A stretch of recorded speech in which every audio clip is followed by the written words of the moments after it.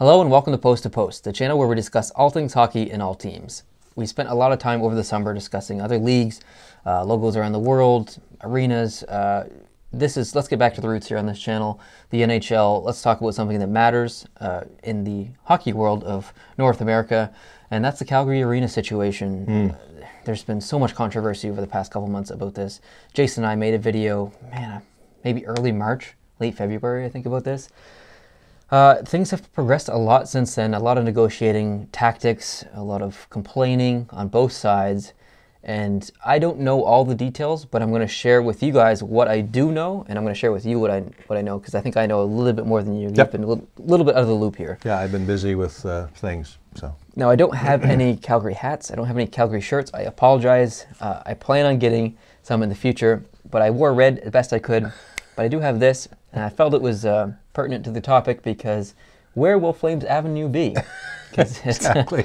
it's a wild situation. So there's been some proposals on either side. It's to the point where they are making proposals. They're trying to get the deal done, but they're not really trying to get the deal done. They're still making bogus proposals and stuff. So I'm going to start out with what the city of Calgary proposed to the Flames. Okay. So the city proposed a three-way split in cost. Now the total cost of the arena, I believe, is like $555 million or something like that. It's expensive. So I mean, look at the arena that was built in Edmonton. It's going to be like that. Even in Canadian money, that's expensive. Yeah. So the city offered a three-way split. The city pays 33%, the Flames pay 33%, and the people of Calgary pay 33%, from what I understand. And so the Calgarians, the city of Calgary, pay $130 million as their contribution, $30 million for the land, $25 million for the saddle loom demolition. That's how that's divvied up. So $185 million, that's their share. Wow. So Calgarians pay indirectly all infrastructure, $150 million, Green Line Station, and the utility upgrades. I'm not exactly sure what that is, buses and trains or whatever. Yeah, probably putting in water and electric and all that, likely. Exactly. Yeah. Calgarians get property tax from arena, Flames hockey for at least 35 years, and then there's going to be an event center to use during the Stampede and for international events. So that's the city of Calgary's side of it. The user, or the people of Calgary, who pay the other 33%, $185 million, that's going to be a ticket surcharge.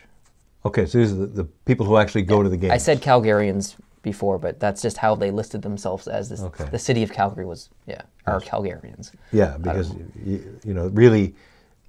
Calgarians are the users. And if I live in Calgary and I pay city taxes to fund the city's contribution. Yes. But I'm also a fan of the team and I buy a ticket. Yes. I'm paying twice. Yes, you are. And that's what their share is. So there would be a ticket surcharge. So the Flames need to up the prices to raise $185 million over 35 years, is from what I understand. So, Calgary ticket prices are going to go up for this fee. And then the Flames ownership pays the other $185 million. And the Flames ownership gets full control of the arena and also 100% of the revenue from the arena. So that was the city's proposal to the ownership group of the Flames, and they laughed. They laughed about it. Really? Yeah. In the press conference, Ken King, the president of the Flames, laughed. The Flames made a proposal, and I don't know if this was before or after this, but they made a proposal at one point that they would pay $275 million, and I believe they wanted the city to pay the rest, and either the city declined it or they haven't declined it yet.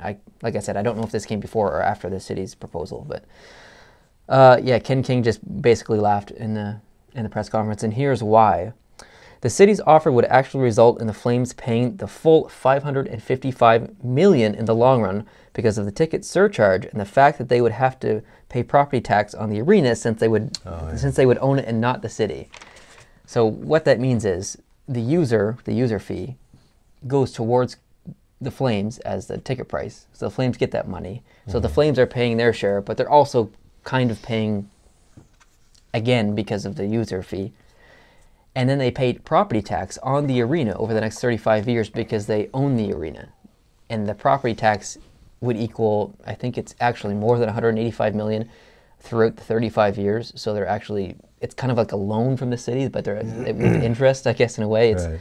That's why Ken King was so pissed, basically, because he's like, well, this isn't, you're not contributing anything. You're actually making money in the long run. That's what I understand. I don't know if I'm right, but that's what I understood to be what was going on and why he laughed. So, as a Calgary fan, you're probably a little worried because you don't know what's going to happen. Mm-hmm. But when you think about the Edmonton situation a couple of years ago, before that arena was built, they went through the same dance there. Yeah. The owners of Edmonton actually went as far as visiting Seattle to do a tour of their arena and stuff, kind of as a scare tactic, I believe. The deal's going to get done. It's just a matter of time. It's just that this is just how the process goes. Canada just got the Winnipeg Jets back.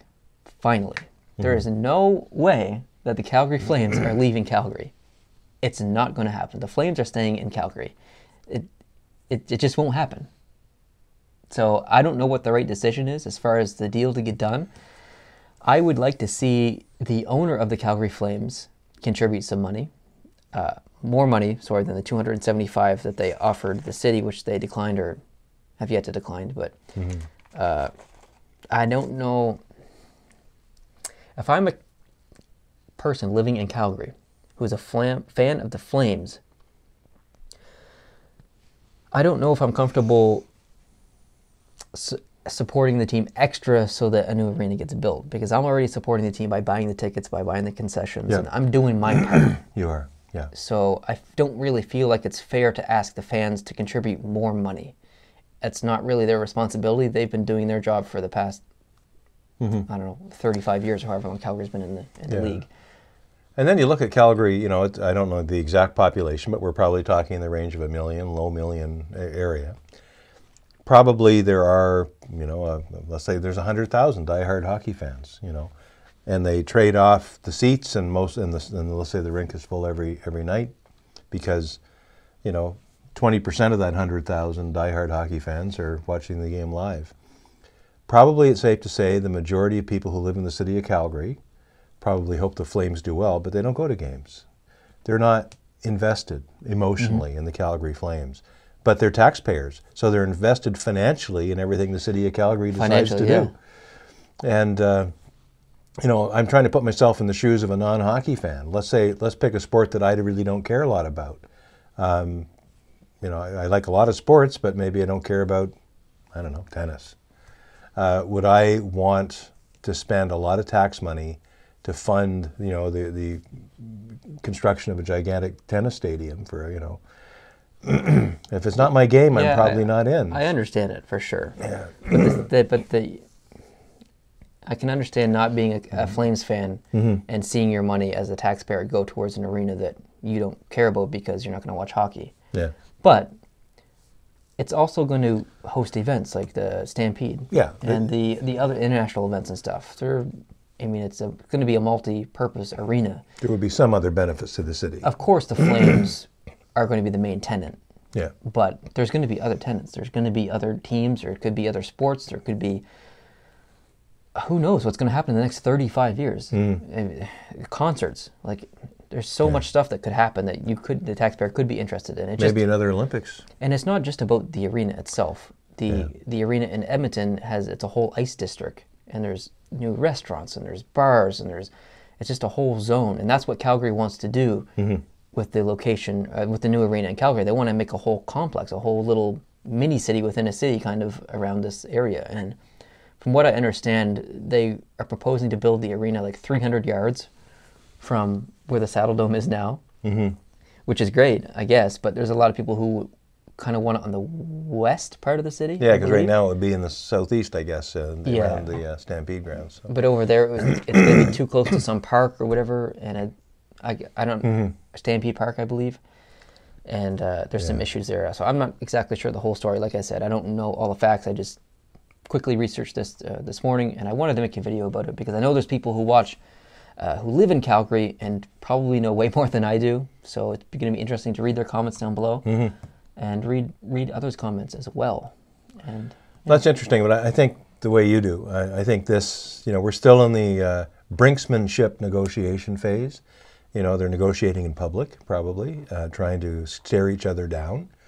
But I feel as you do, like a deal will be done. Yeah. The team will stay. The deal will be making a lot of people really happy and probably a lot of people very unhappy. Mm-hmm.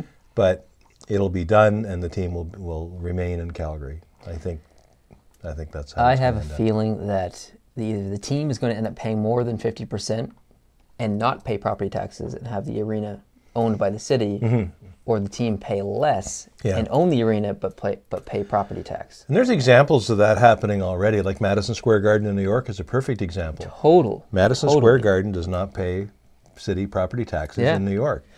And as long as they stay there, and the Rangers and the Knicks stay there, that's the ticket to tax-free status. Yeah, that's a qualification. Tax-free. Yeah. The minute the owners of MSG decide they're going to move their sports properties out of there, the tax bill starts to roll, and you're sunk. That's why the Rangers still play at MSG. Yep. That's why it's the oldest building in the NHL. Yep. It's all about this. It's a business. Yeah. So. And even if they want to move, they can't afford to. No, they can't. They can't. And so it's renovate. Where would you build? Where would the Rangers play? Realistically, they'd have to stay in Manhattan. They would have to stay in Manhattan. Where would you build? There's no room left in Manhattan. Exactly. Unless you want to close down Central Park and turn it into a sports complex. Yeah, how's that going to go over? Yeah. That's the only real estate that's left. Yeah. Freeze the pond there, the big pond. Yeah, the Jackie Kennedy Onassis Reservoir. Yeah, I don't think that'll work. All right, well, this is a fun video to make because it gets us back into the NHL mindset. We have another video coming up talking about the rules of the NHL, or the new rules of the NHL, the changes in rules, I guess is the better way to say that. The face-off, the slashing. What else? Was there something else? The challenge. The coach's challenge. Yeah. So we're going to be discussing that in the next video, which we are about to film after this. Right on. So keep an eye out on that for the future. So we appreciate your viewership. If you've made it this far, if you're new to this channel, hit the subscribe button. If you like this video, hit the like button, and we will see you in the next one. Adios.